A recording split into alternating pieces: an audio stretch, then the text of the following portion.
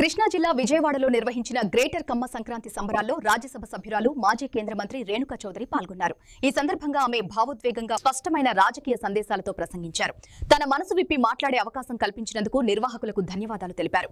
రాజకీయ పరిస్థితుల వల్ల గతంలో ఆవేశంలో కొన్ని మాటలన్నానని, అయినా అమ్మవారి ఆశీస్సులతో ఈ కులాన్ని కాపాడుకోవాల్సిన బాధ్యత అందరిదేనని పేర్కొన్నారు. ఈ అవకాశాన్ని కోల్పోకూడదనే ఉద్దేశంతోనే ఈ కార్యక్రమానికి హాజరయ్యానని చెప్పారు.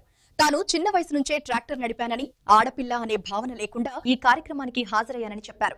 మన వాళ్ళందరూ ఉంటారని ఎదురు చూస్తూ కలిసి పండుగలు చేసుకుందామని ఆతృతతో అందరం ఇక్కడ సమావేశమయ్యాం.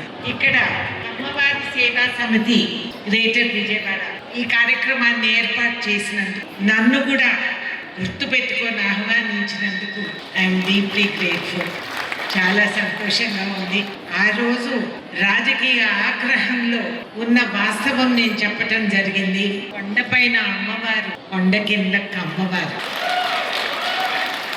ఆ తల్లి ఆశీస్సులతో ఈ కులాన్ని కాపాడుకోవాలని అన్నీ ఉంది, ఎందుకు వెనకాడతాం కొన్నిసార్లని ఆత్మ పరిశీలన చేసుకోవాలని నేను ఇవాళ ఇక్కడ రావటం జరిగింది.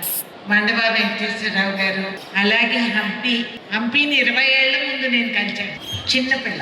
అప్పటి నుంచి ఇప్పటికీ she has gain so much. I'm so proud. Mandava గారు ఎంతో చక్కగా మన గత చరిత్ర వివరాలు, ఇంకా మిగతా వాళ్ళు మాట్లాడిన వాళ్ళందరూ కూడా అన్ని విషయాలు చెప్పారు.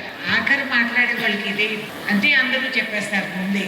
అయినా కూడా ఈ హాస్టల్ ఇక్కడ small details I want to tell. అమ్మవారి సేవా సమితి హాస్టల్ ఫెసిలిటీ 152 మంది ఆడపిల్లలకి 5వ తరగతి నుంచి 10వ తరగతి వరకు, అలాగే ఈ 152 నుంచి 500 మంది బాయ్స్ అండ్ గర్ల్స్ కి పెంచుకోవాలనే ఆలోచనని వి షుడ్ ఆల్ సపోర్ట్. మనం హెల్ప్ చేసుకోవచ్చు.